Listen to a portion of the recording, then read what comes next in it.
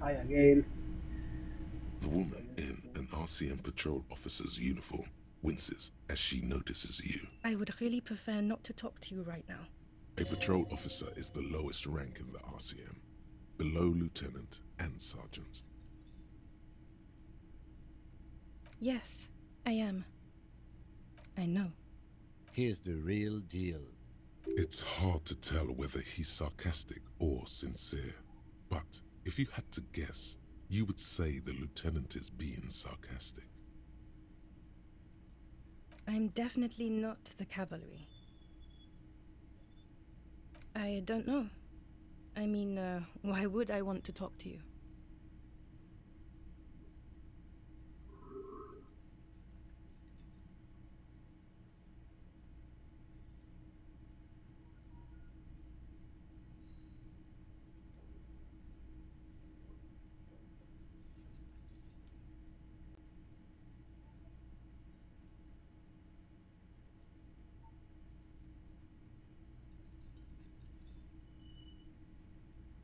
No, you're not. You're not the only cop in the world. Okay, fine. Let's talk. What did you want? What does one talk about with a fellow officer? What precinct? Fucking deranged lunatic. You're getting an intellectually unsatisfying vibe from this conversation. Maybe you're doing something wrong. Of course I'm with him. Why do you ask?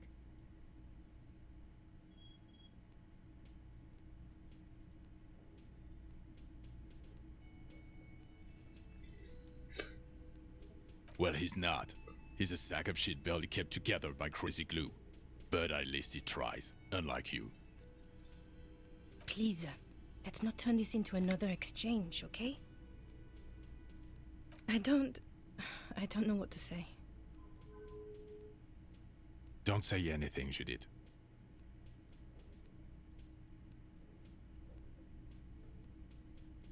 Me? No. I'm just a man with sunglasses. I like wearing sunglasses inside. Sunglasses and a fucking wig. Okay, I'm just looking out for... No one. I'm just a man with sunglasses. And you are? Yes, a policewoman who just wants to do her job. That's all. something about the man with sunglasses and you, the energy between you two is making her uncomfortable.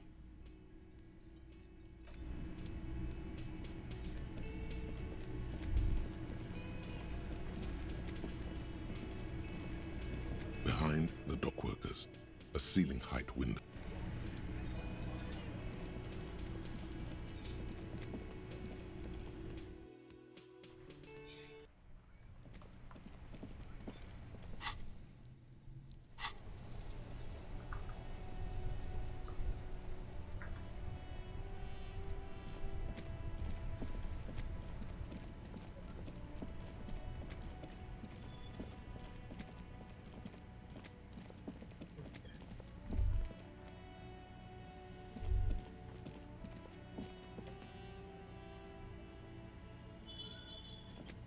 A rusting control panel with loose wires dangling out from the hole where an indicator light used to be, and you grab the handle and pull the lever up.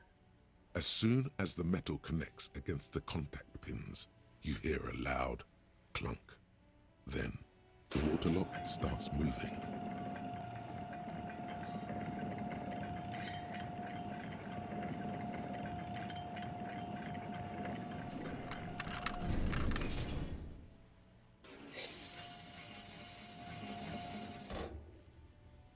Okay, if we ever need to get to the coast, then this is the way. But please, contain your wanderlust for now. I don't want us to get sidetracked, not with everything that's going on.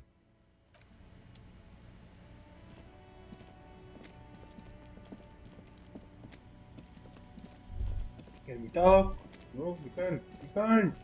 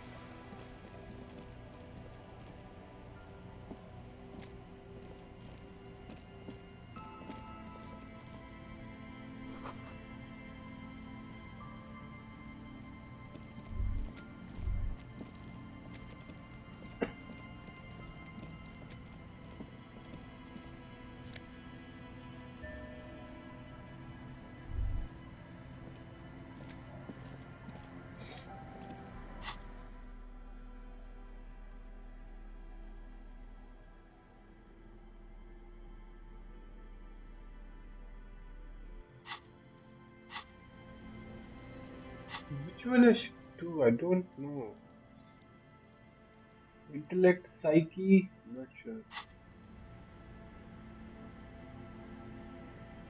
A banged up motor carriage lies half submerged in the icy water, slowly sinking into the Why? insoluble ocean. Only the cabin top, rear wheels, and the engine remain visible. Why do I think it's Harry's police car? Remember the tire tracks in Martinez? This is where they were leading.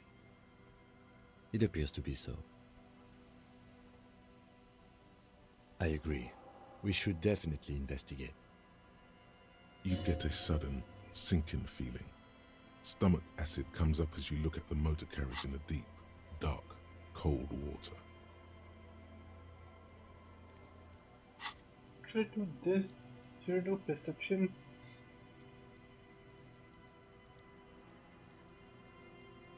What? I can go for.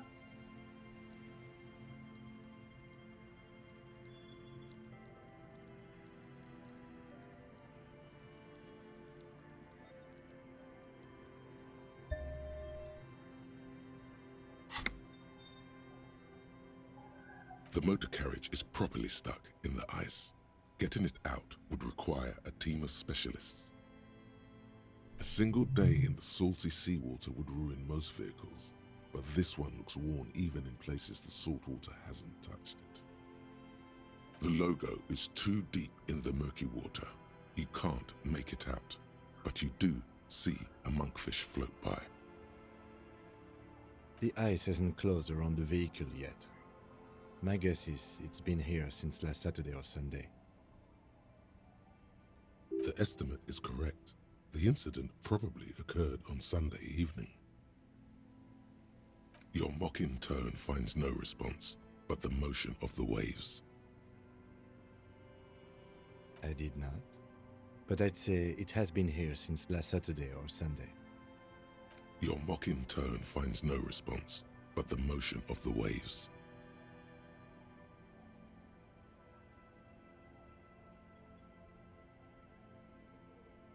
Yes. Crazy recklessness. I'd say it has been here since last Saturday or Sunday. Your mocking tone finds... Yes. Clearly, this is a triumph. I'd say the vehicle has been here since last Saturday. Your mocking tone finds no response. Yes, quite. Let's wait for the low tide and see what's inside. Great idea. Then we can get the things inside. The joyrider must have left something good inside. Guns, papers, maybe a cool jacket. A joyrider jacket. I don't know. An hour or two, tops?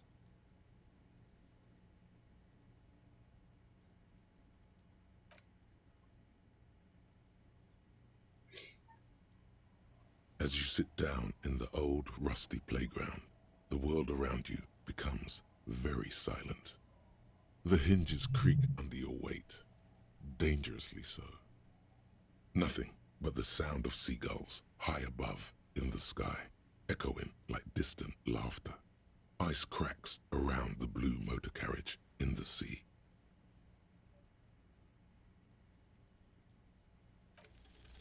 The tune on your lips forms a strange yet undeniably beautiful contrast with the surrounding bleakness. The lieutenant gives you a quick glance, then, still looking straight ahead, he joins you with a higher pitched and slightly more melodic trill. Two birds on a wire, whistling by the seaside, looking at the water and the sunken car. The clouds pass in the sky, and the shadow of the swing moves like the hour hand on a timepiece. 30 minutes have passed. Looks like this might take a while. Time to present a good topic for discussion.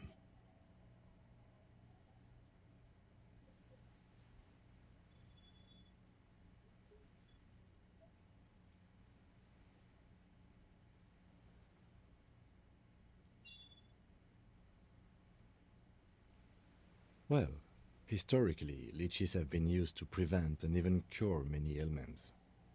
Okay, he's thinking. I can do this. Let's do this. Who'd want to sit on an anthill? There are no therapeutic benefits to.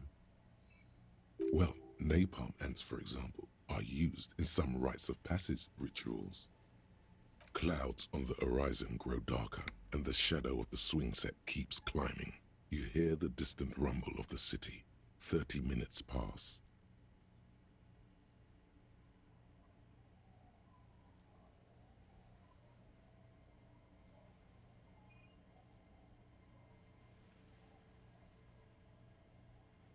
Luckily, I am already a member of an independent organization, and therefore do not have to choose between a rock and a hard place.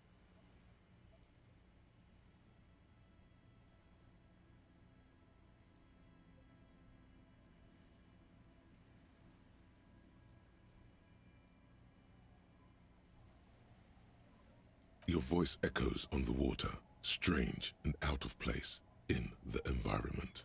30 more minutes pass.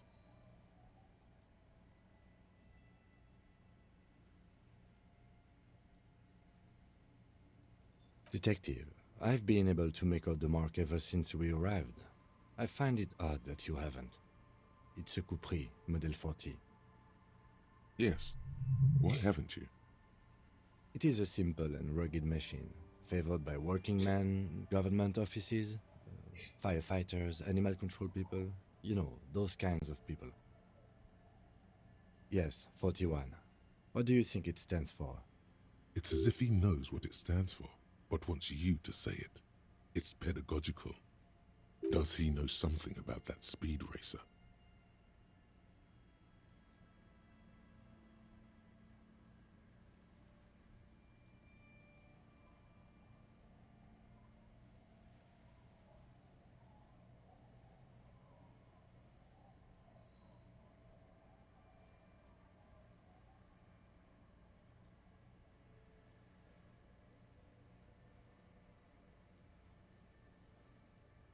Right. Or 41 is the number of a police precinct? Your precinct. A massive pit opens up in your stomach, and the most terrible feeling comes over you. You feel like you're about to faint and fall off the swing. Your hands get Are clammy, and the air tastes sour to breathe.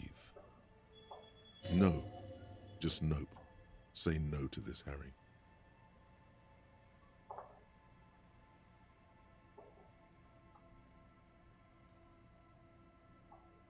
Yes, your car is in the sea.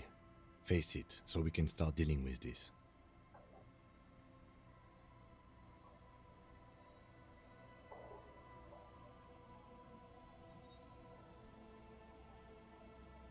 The lieutenant just shakes his head. There were never any street racers. It was always you. You drove your car in the sea. I'm afraid so, yes. It looks like you started in front of the whirling, jumped over the canal, and then drove your vehicle in the sea right here.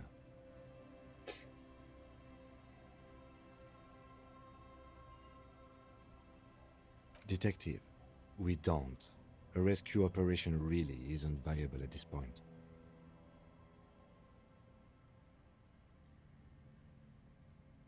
I'm afraid it will have to be there like that for many years. Look at it. Parts of it might be salvageable, but overall, this machine is a write-off. Of whom? I don't think so. If anything, you were probably drunk. That is very unlikely. All the electrics are toast. That goes for the electromagnetic steering and brake systems as well. You'd be lucky to find one undamaged component in there. In a few months, there will be nothing but rust left of this vehicle. It'll be cheaper to buy a new one. Well, not cheaper. This motor carriage costs 40,000 real. But in the long run, it still makes more sense to buy a new machine than try to refurbish this.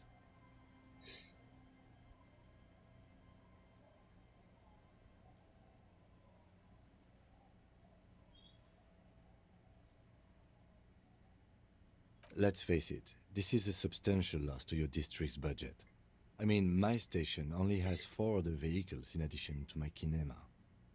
This was 20% of the station's vehicular budget. Well, it isn't. It's you. I'm very sorry.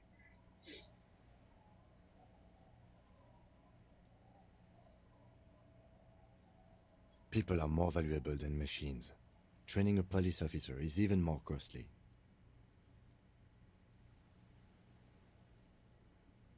The lieutenant adjusts his glasses and doesn't say anything. You can still whistle. Besides, the night is always darkest before the dawn.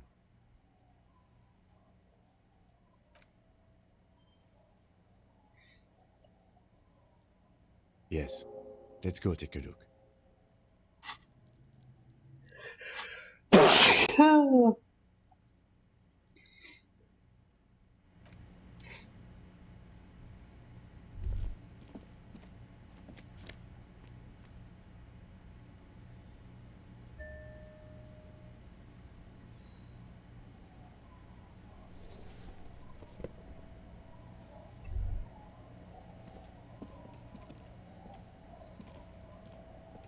Yes?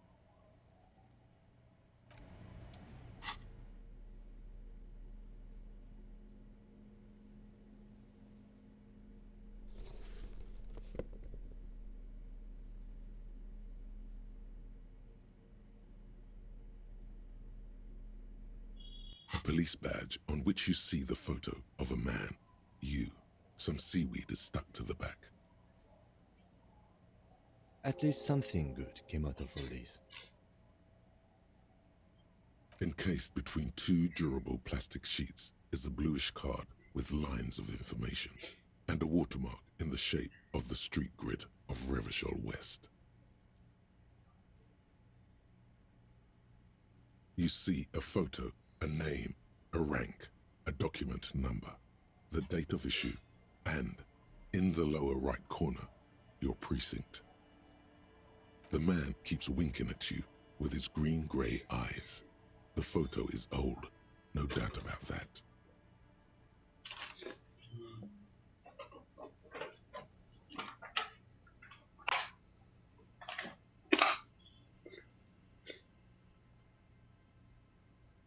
But the badge is new. You used an old photo for a new badge. 8, maybe 10 years. The guy in the picture is rather good looking. He's got a nice haircut and is distinctly lacking in massive sideburns. What do you think? His face is already contorted by the expression, although it looks less grotesque on him than it does on you now. The badge in your hand shines as you rotate it, catching light. You see lines of information on it, and a shining watermark. Harrier. That's long for Harry. So you are Harry. Evrard was half right. Probably not a lot of people know your full name. Whoever told him you're Harry Dubois didn't. It's a wartime name, revolutionary. The kind mothers give their sons during troubled times, like Undying or Boxer or Ironhide. It's meant to keep you safe. From bullets, hunger, shrapnel, kidnappings, and worse. Pleased to make your acquaintance, Harrier Dubois. The badge in your hands shines as you rotate it, catching light. You see lines. Lieutenant W. Freighter. The lieutenant is a rank above sergeant and below captain. It's the highest rank in the RCM that still does field work. I am a lieutenant.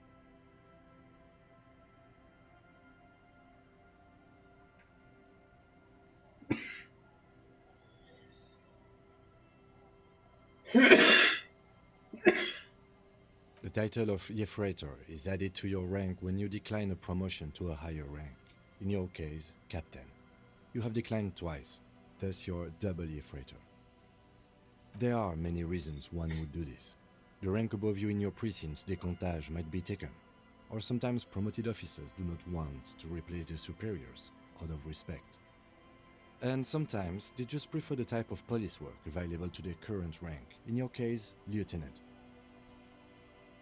Décomptage is the hierarchical system employed by the Revachol Citizens Militia. It means counting down to twos. The countdown is modeled after the dual leadership system employed by the left during the revolution, which in turn was developed by last century experimental psychologists in the University of Königstein. The lowest rank is junior officer, usually teenagers. Then there are the patrol officers, then sergeants, lieutenants, and then a captain. That's basically it, except for a few kings. Kings like satellite officers and the additionally a freighter rank I already explained. The long and short of it is, you're his superior. You are given the title of satellite officer if your partner is quickly promoted through the ranks and you rise with him. You don't seem to be a satellite.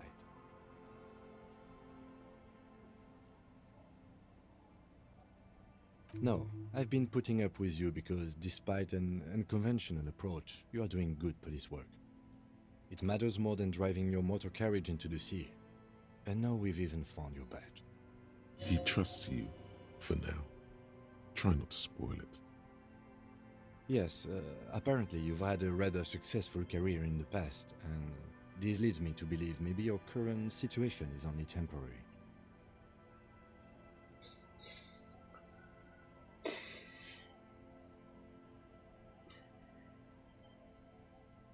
Good.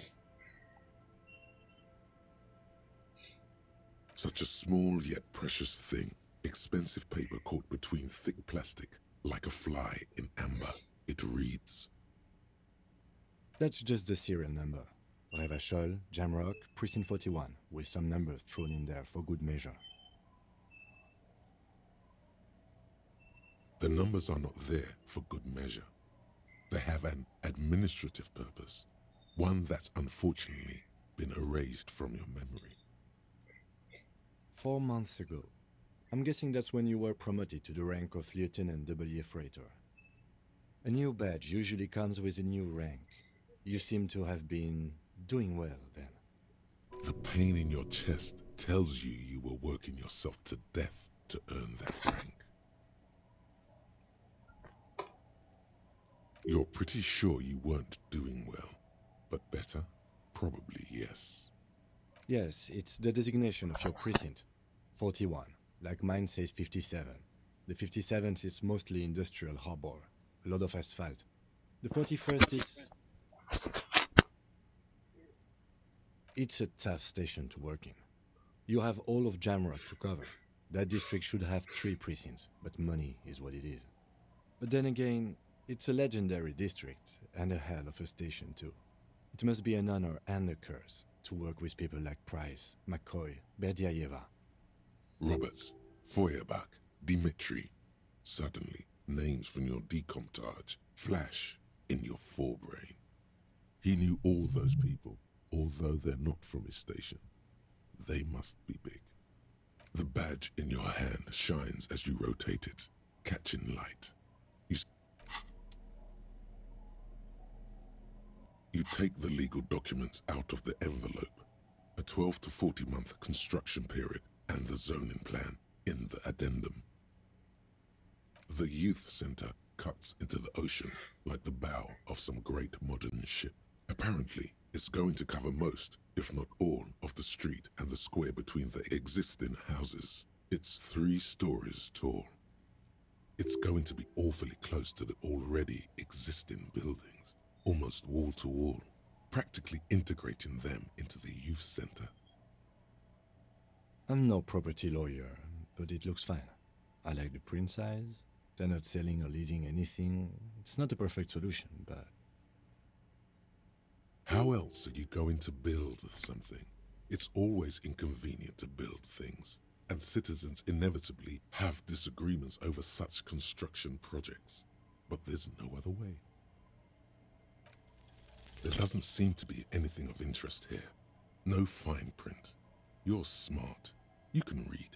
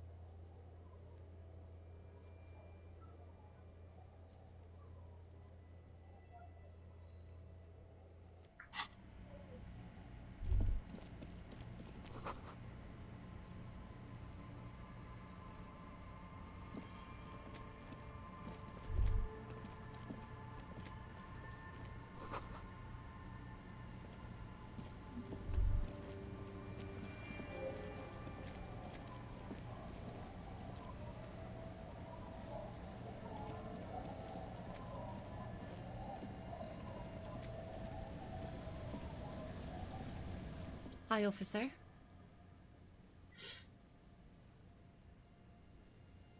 Anything I can help you with? A fishing village on the seashore. This place doesn't really have a name. It's sometimes called Elysium. The sign on the street leading here is illegible. Has been since they built this place. Very interesting.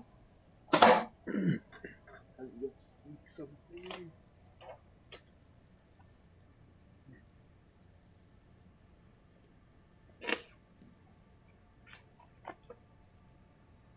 The name is Lillian.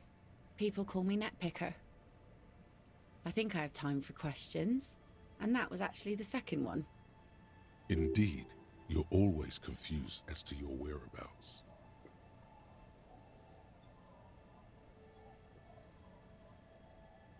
Let's see. Who are you looking for? I don't think I know what these are. Care to elaborate?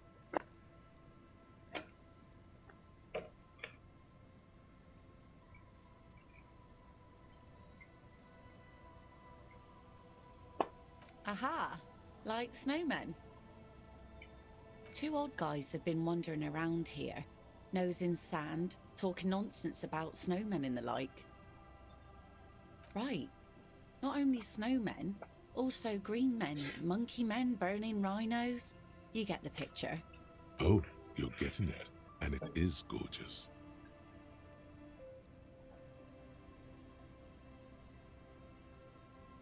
I don't really know. Further down the peninsula, I guess. I mean, that's where they were heading. Who else are you looking for besides snowmen? Yeah, I'm not really looking for that anymore. Not much into the middle class ones either. Could do with some landed gentry, but apparently they don't make those anymore. I wish I could help you with that, but I haven't seen your working class husband. Maybe I can help you find someone else. Well, how can I assist you then, officer?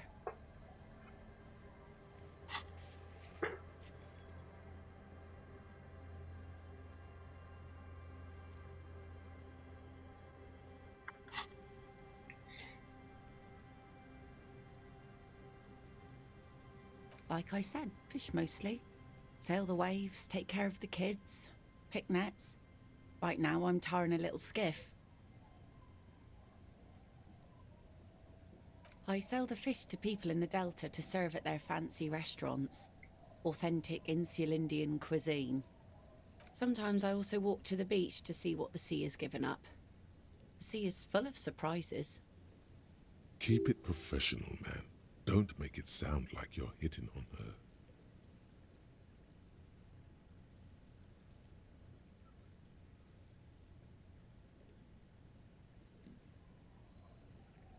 Wood, pieces of glass. Every once in a while we see dead bodies. Human, animal, fish, other odd sea creatures. A mine washed ashore once.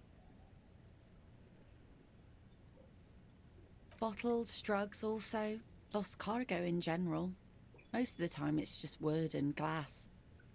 All right. Major choice moment. You only get to ask one thing. It would be weird to say them all. Choose wisely.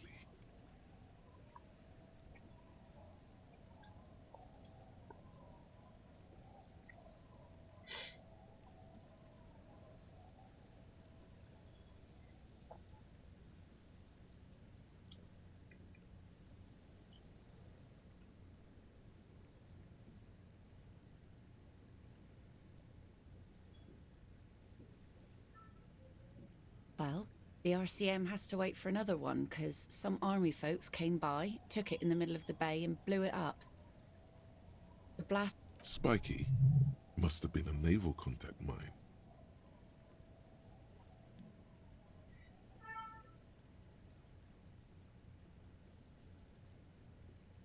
Sure is. The sun, I call her, coated with a fresh layer of tar just yesterday. It'll take some time for it to dry, assuming the sunny days continue. Aye. Sunny days. You got a problem with that? No, man. We have no quarrel with sunny days. Good. 'Twould have been bad news had it turned out it wasn't a sunny day. Bad news for the skiff, bad news for the nets, bad news for the kids.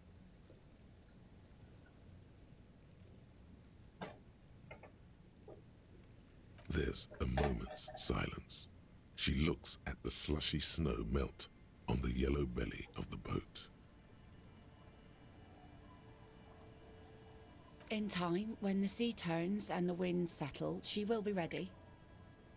My prediction, it will be at least 2 days.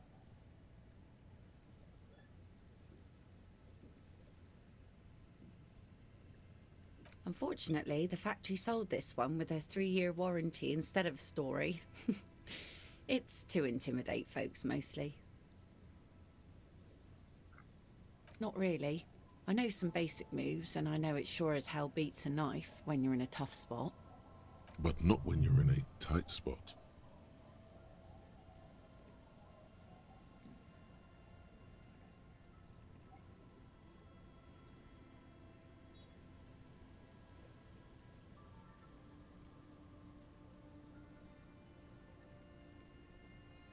Guns are expensive and fragile, I think. Besides, I got kids, can't have guns around them, and sometimes a sharp blade is enough to keep folks at bay. From time to time, people need a lesson in respect. That's just the way it is. Back in the day, I caught the eyes of many men. And believe me, men need a lesson in manners from time to time.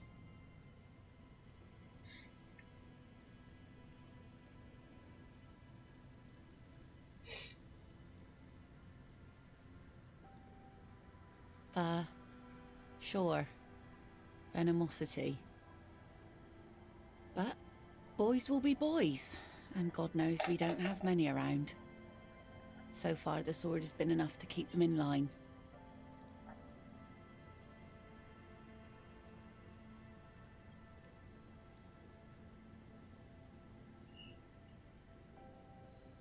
What makes you think we haven't?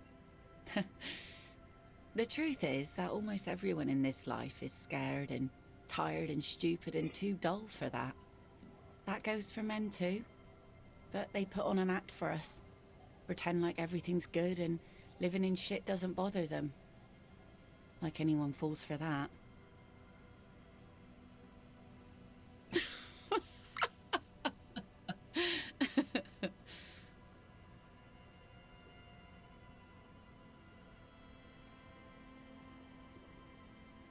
Sure. It looks as if you could face down any horror in the world with that same unchanging grin. It's like a shield. The traces of her laughter are still there, in her eyes, fading fast. No, I'm afraid not. Tempting to confiscate the blade I used to keep these animals in check. It would put me in an early grave. Some went to patch their wounds, their lesson learned. Others were more thick-headed. And one of them, I ended up marrying.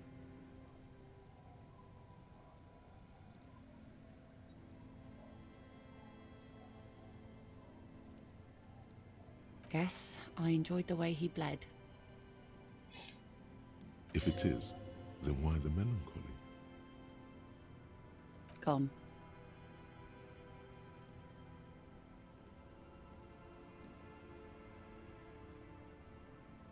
To the waves. The sea took him. It was a long time ago.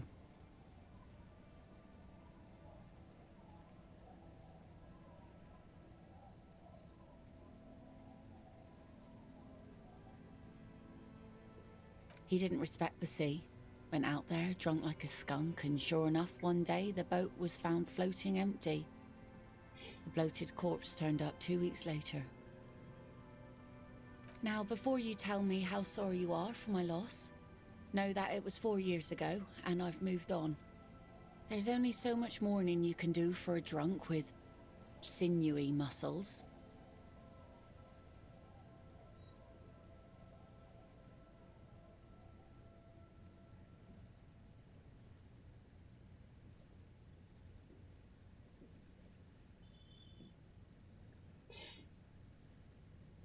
Us working folk don't have the luxury to be bedsick with melancholy.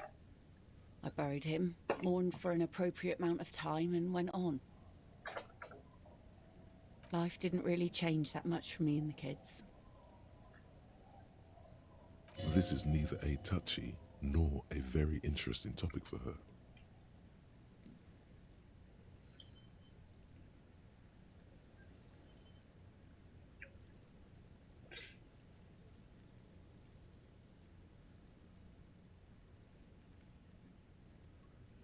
Oh? Who? Well, how can I assist you then, officer?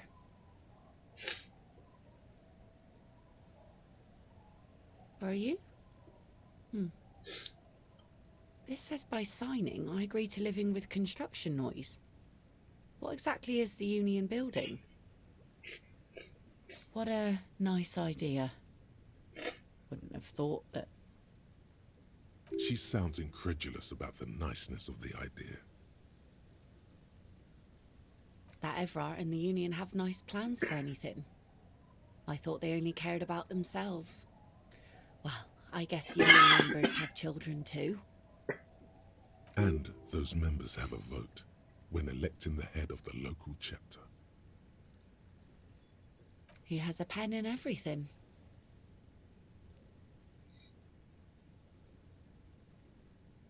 Here you go.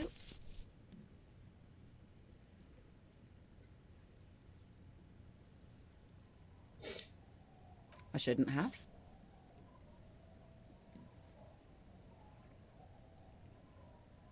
That's what I asked you. It's a youth centre and I have children. Got to give them something else to do. They're cute and small now, but they're growing up fast.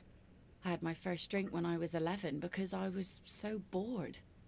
Anyhow, you also need Isabel's signature. If it's a bad idea, she won't sign. You'll find she's a tougher nut to crack than me. Sound logic, division of labor. She leaves the skepticism to the skeptic.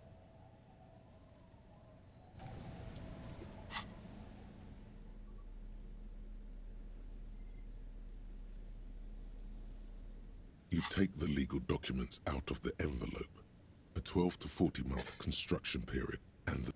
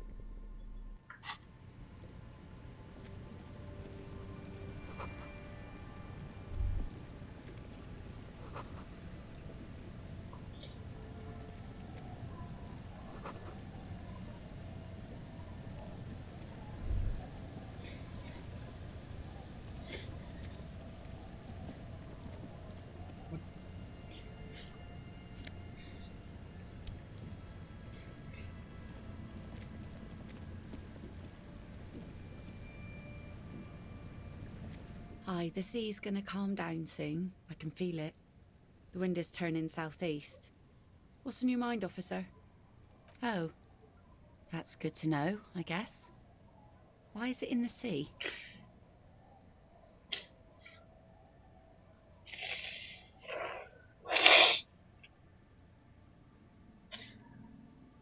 This calls for a funeral, if you ask me.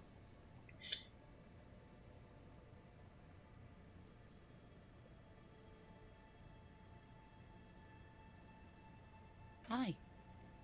Feels deserved, don't you think? Falling in the line of duty like that and all.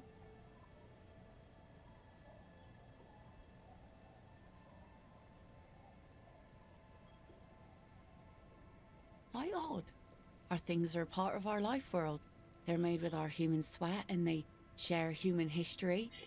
We should care about them as we care about humans, to some extent at least. Life world? Someone's been reading up on last century Gotwaldian philosophers. Play it cool now. Oh yeah? You won't even be able to get it out of the water before early June. And where are you going to bury it? Who to invite? What music to play at the wake? Take it from someone who's been through a few funerals. It's easiest to just leave them there and let nature take care of it. That's all we have time for right now anyway. Come back here in June and see how you feel about it then. It's not like it's going anywhere.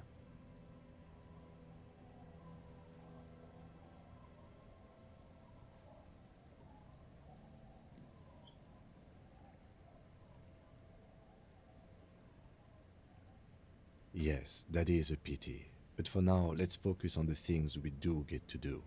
Like the murder investigation, for example.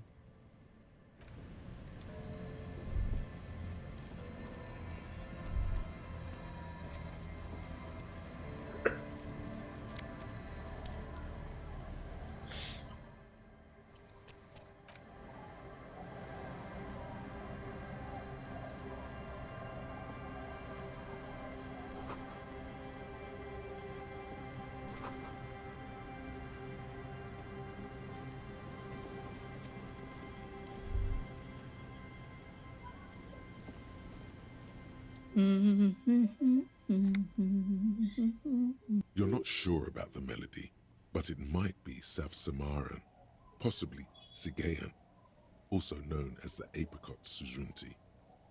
Welcome to the fishing village. Please lean in closer. I have cataracts. Then how does she know you're here?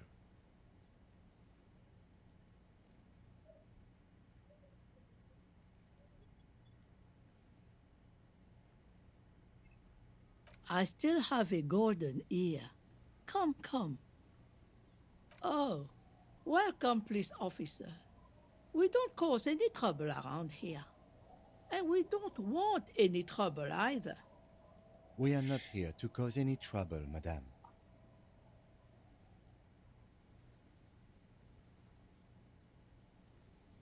Oh, of course. Last time we saw you around here was 12 years ago. You also came to take care of trouble then. Wish you did. But still, in Martinez, you're considered an ill omen. No, not you personally. I meant the RCM. Some of the men got into a fight. One of them killed another, locked himself in that woodshed over there. He was brooding, needed some help opening the door. You got it open for him and took him to think about what he'd done in a more secluded place, somewhere more quiet. She says it as if he was on some kind of spiritual retreat. Oh, the usual. Dark tidings. Black hound.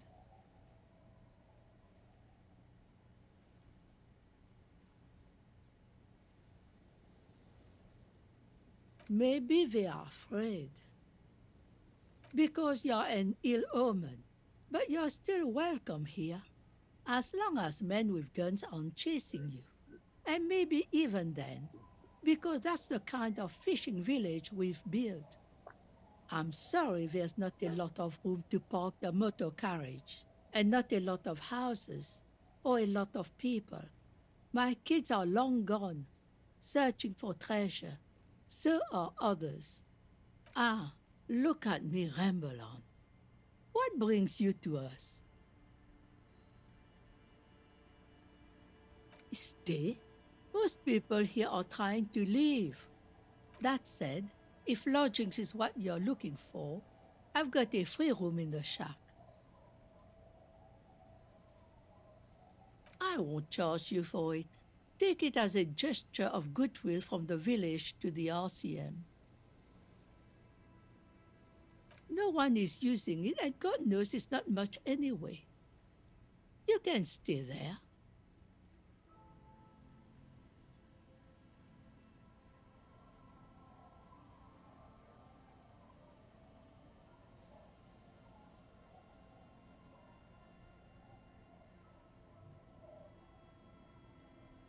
Oh, don't. It's your choice. No skin off my teeth. My kids grew up and left like they do. The house is long empty now. I live in the small side attachment. It's easier and cheaper to keep warm.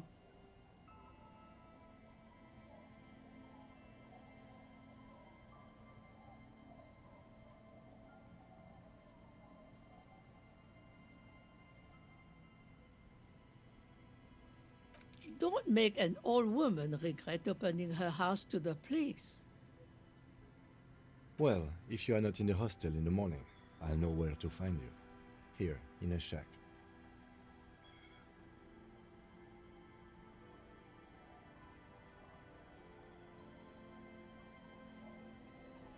Just us. It's barely a village anymore. We almost don't exist. This is pretty much a non-place. A gap, a blank spot on the map, just a cluster of nameless shacks on a nameless street. The place is so pornographically poor, it's not even funny.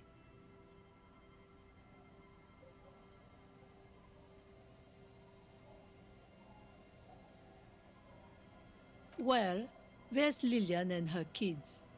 A few new folks live in the house to the east, but they're away right now. And then there's the drunks. Not a pretty sight, but there's little we can do about it. Home is home, even for them. Lillian is tough. Tougher than the men here, at least. If it wasn't for her and the kids, this place wouldn't have a spark of life left.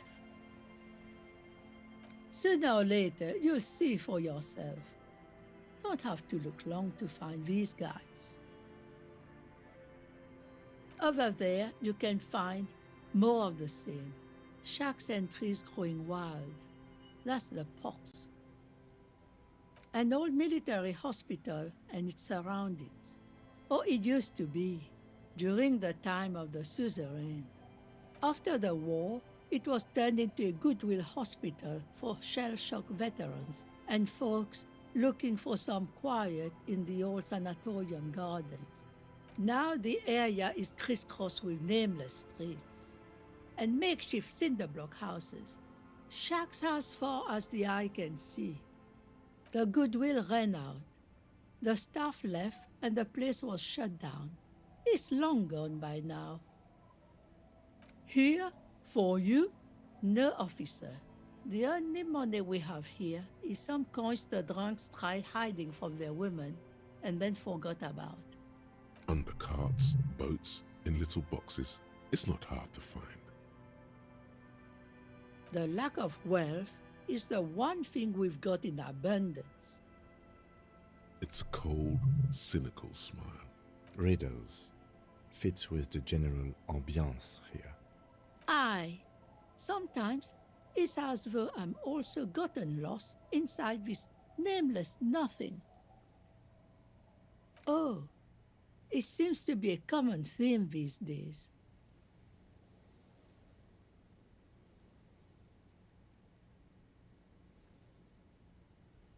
Isn't that what people always think when they are lost?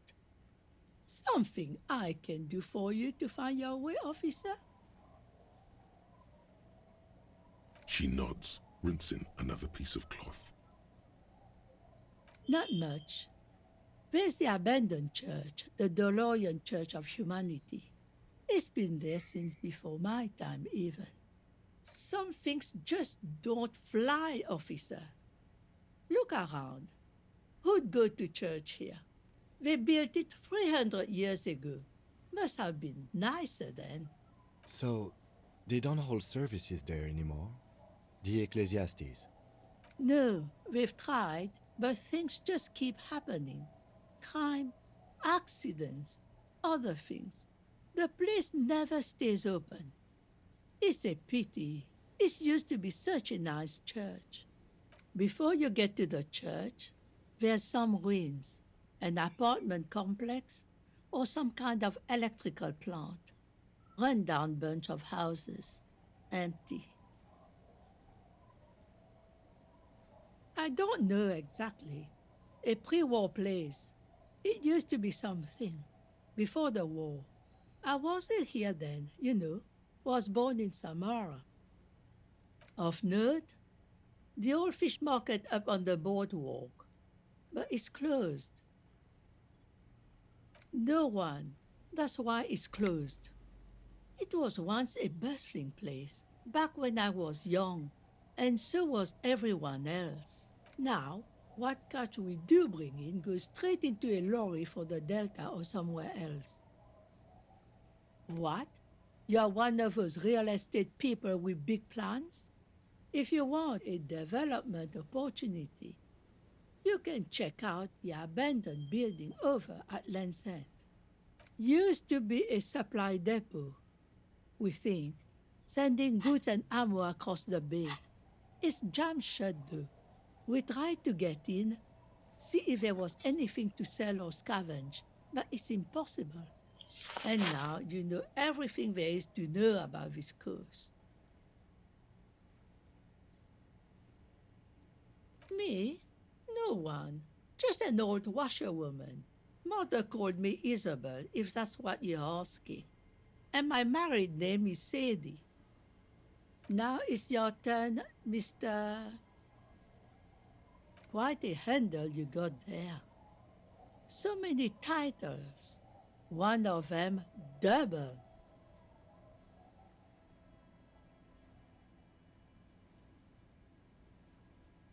Eh? What's this about? Come now, I can't read all this scribble. Tell me what it says.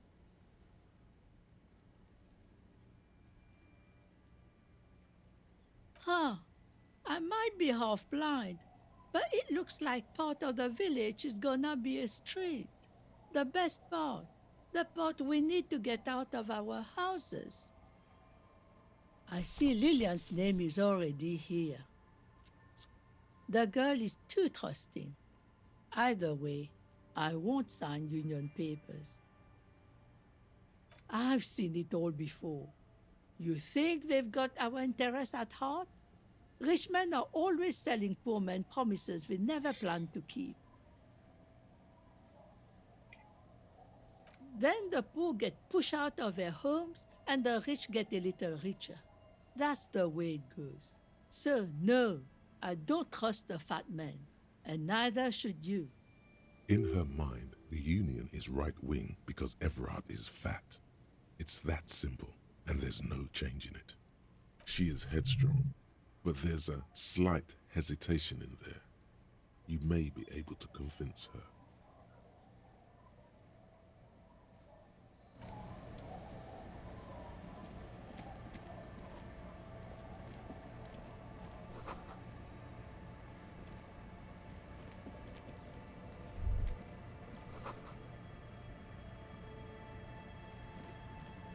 Our tenant, the policeman.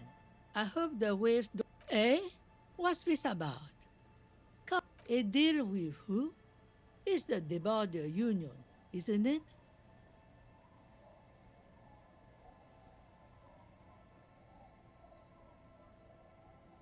I don't believe that. Police showing up here, collecting signatures. This had Union written all over it. Thought so. So what do the Clare brothers want this time? Huh. I might be hard. I see Lillian's name is already here. I've seen it all before. Then the... In her mind, she is headstrong.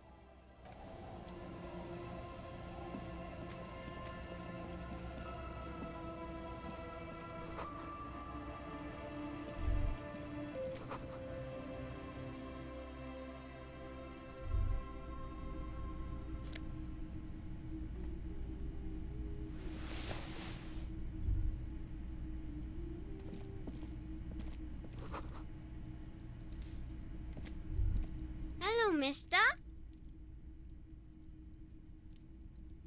She clutches a small stuffed animal.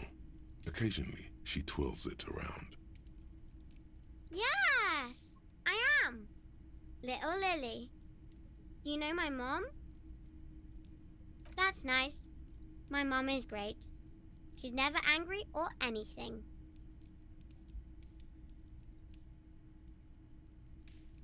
It's a grouse! Wasn't Gar, the cafeteria manager, trying to repair a piece of taxidermy? I don't know. Sure. I mean, you already took it. I don't like it anyway. It looks angry. It's Lammy! He's my friend. So, Lambie is a stuffed lamb that, admittedly, has seen better days. One of the eye buttons is missing, and the fur is tattered in several parts. yes, Lammy has lived a long life. Lammy was a rev...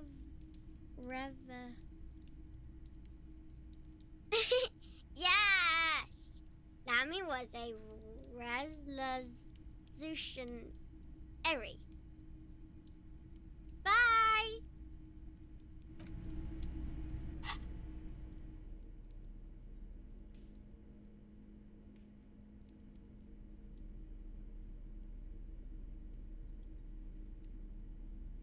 You take the legal documents out of the envelope. A 12 to 40 month construction period and the zoning plan in.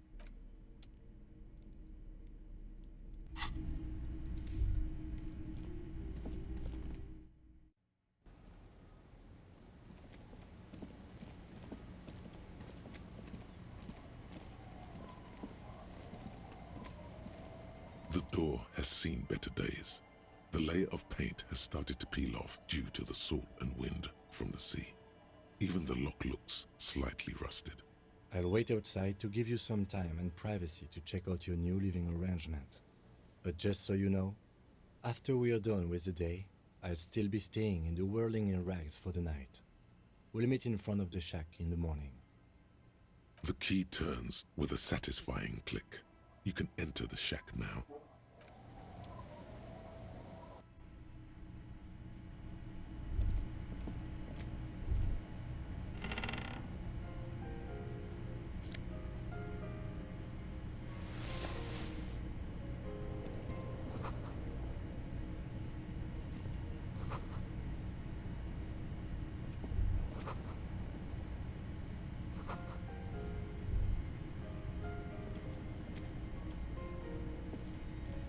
On the table, you see a bowl of water, a rough soap, and next to it, a small hand mirror. A straight razor soaks inside the wash basin. The water reflects back a vague image of your face.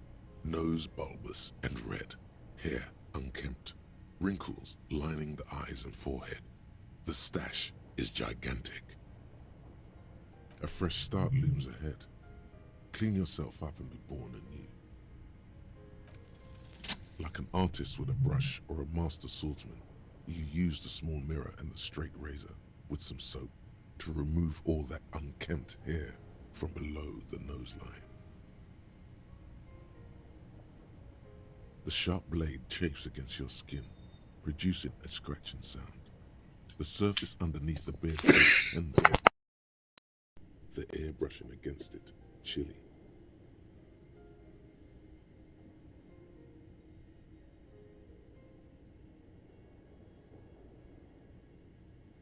They feel so smooth, surprisingly so. A feeling of freshness overcomes you, as if you just came from a cold bath. The water reflects back a vague image of your clean-shaven face. Despite the bulbous nose, unkempt hair, and persistent swelling, you look a little younger, maybe.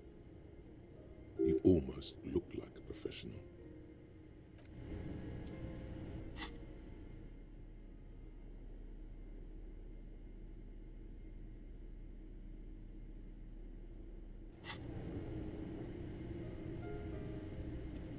The bed is comforting, if a bit run down. Still.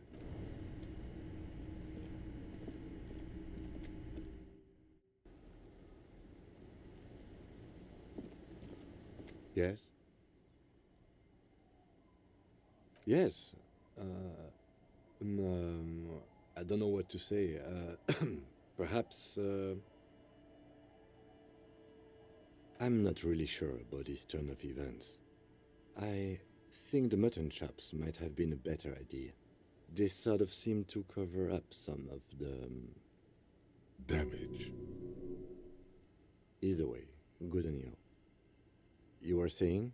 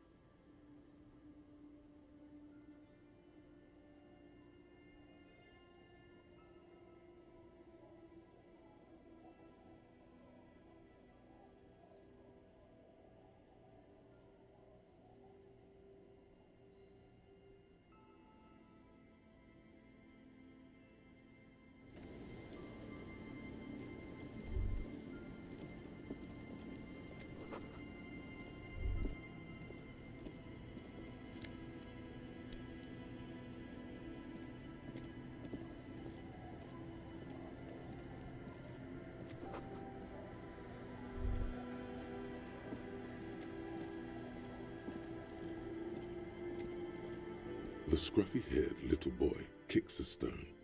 He can't be more than 5 years old.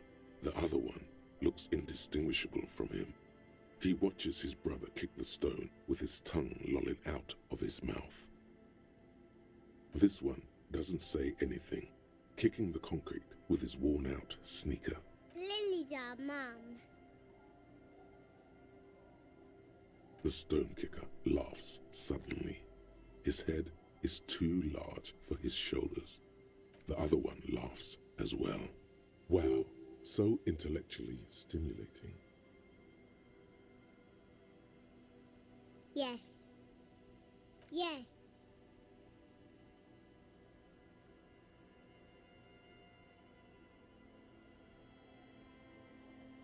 Yes.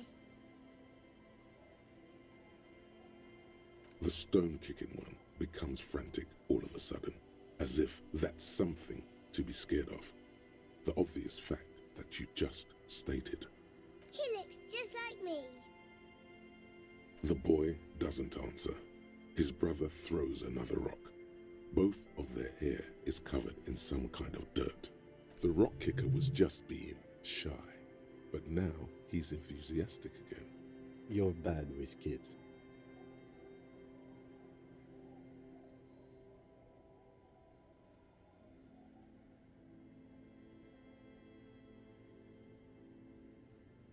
Don't worry, everyone is. How about we do some police work now? We're not getting anything here. The stone kicking. He looks just like... The boy, the rock kicker. You're bad with kids. Maybe I am. Now, how about some actual police work? We're not getting anything here.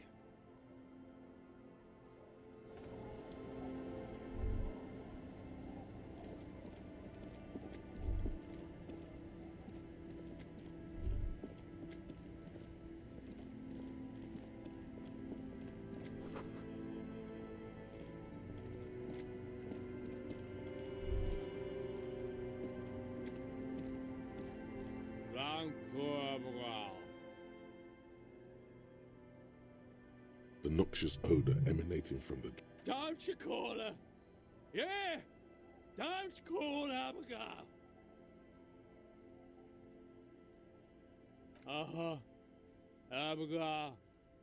Don't you fucking call Abigail. You're not going to get anything out of this guy. He's too drunk. He snorts and beckons you to lean in closer. He waves his hand as if shooing you away, all the while murmuring something indecipherable. Don't call Abigail! He snorts and... Don't call Abigail! Don't call Abigail! The man hiccups, then mumbles something unintelligible. There's no use in yelling at drunks. He's barely holding. The drunk man starts coughing a really disgusting, hacking cough. He does not sound well at all.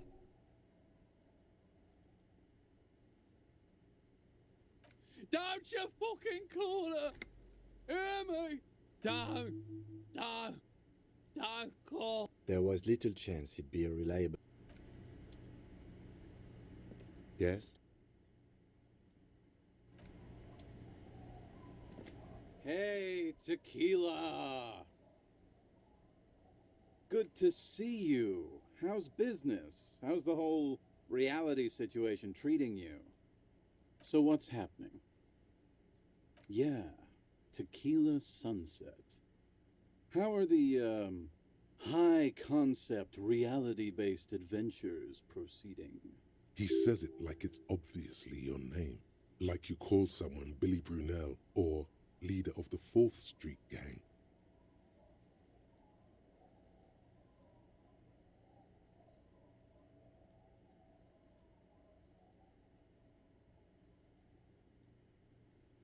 That's the spirit.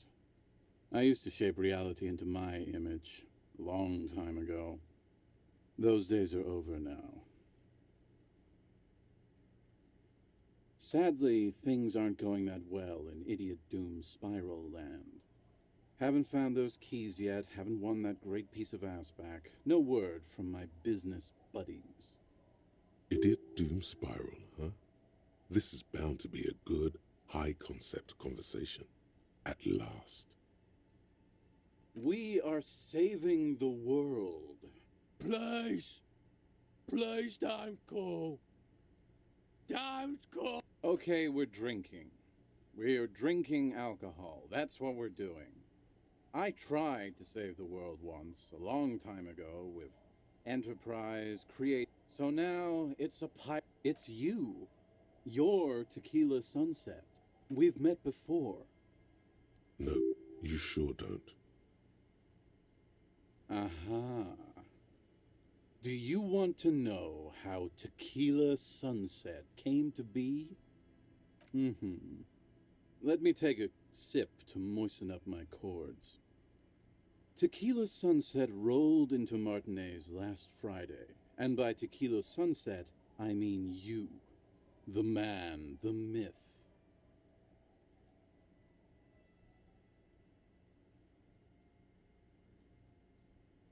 Hey, let's not jump ahead of ourselves. This is your story. Stop interrupting. You got here on Friday to solve a case, hoping to be the early bird who gets the worm. And by the worm, I mean the buzz.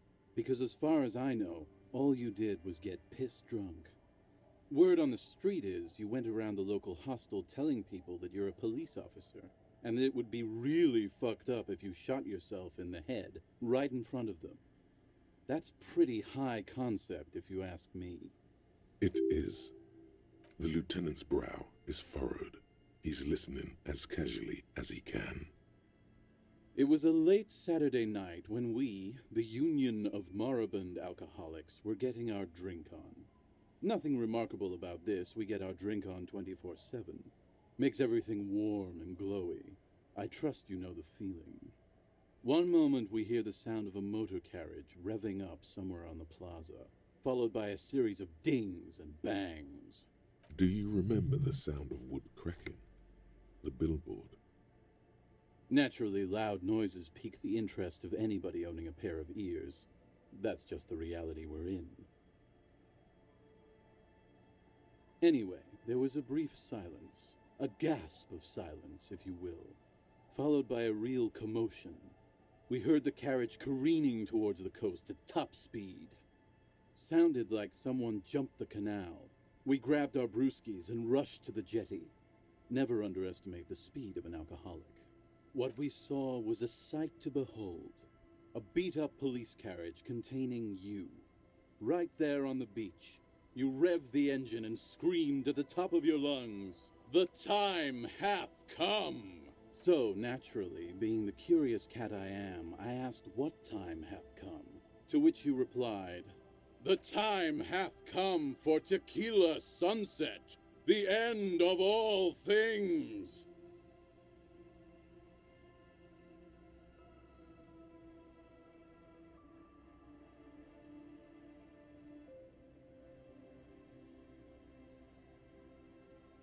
Your reality contracted. You jammed the pedal, plowed right off the jetty, and through the ice.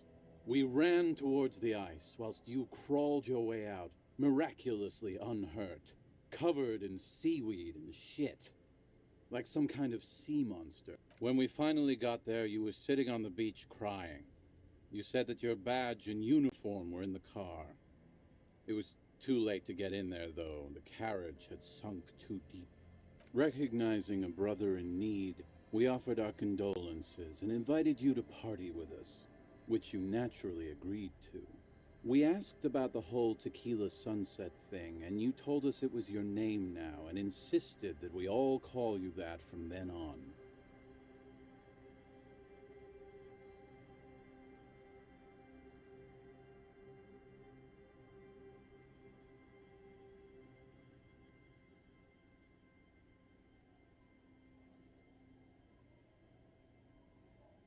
I'm not sure. I think you were the event. Tequila sunset. You know, as opposed to a tequila sunrise, which is long gone. Yeah, I agree. Hours. It was an all-night drink-a-thon. Then, at some point, I think it was Sunday morning, you got belligerent and wanted to talk about Revacholian women. How they're beautiful and also whores and so on. How one of them fucked you real bad. After a short while, you crossed the event horizon, looked sullen, got up, and left without saying anything. Wow, that's quite a story. Yeah, I bet Tequila's a fucking legend around the precinct. You must be proud to work with him. If you only knew.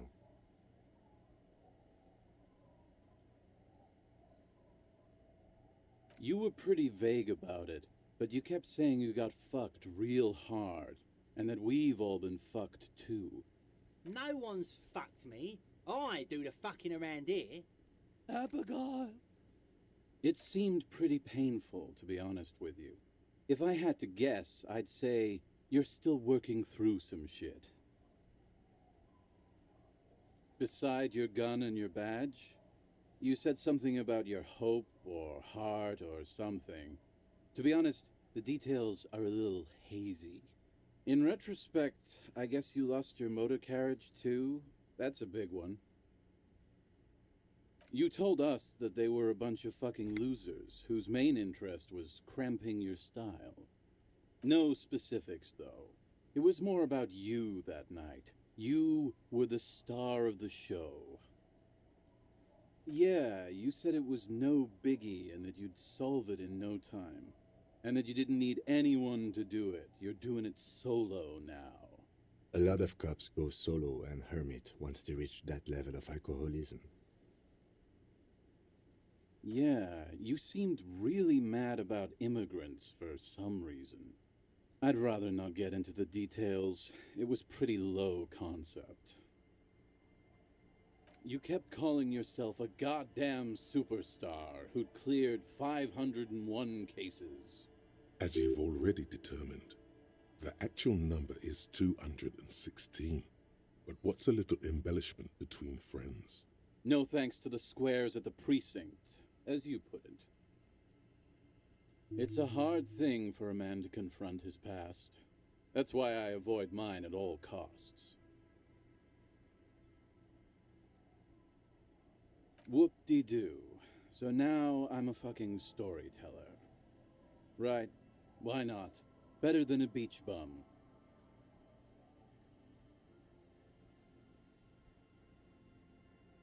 It depends, really. Are you willing to help me out? You might get scammed here.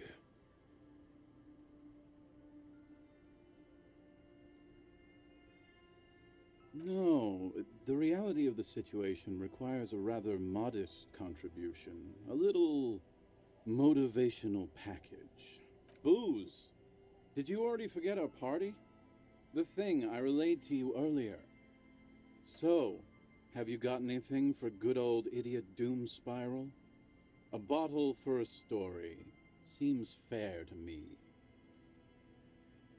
Classy. Hey, Spiral Boy, you gonna share that?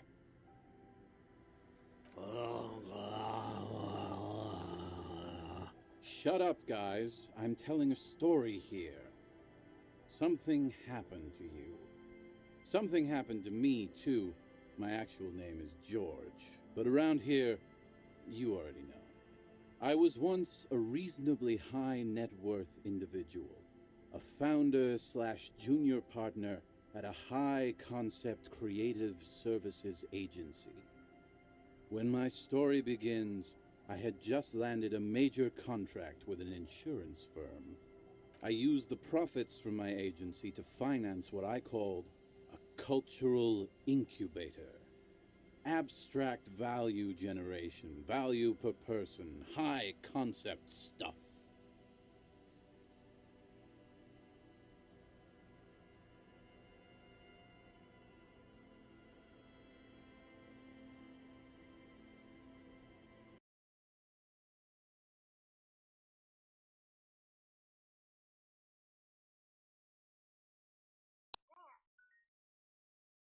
Okay, if you're looking for a taxi, walk a little farther that way.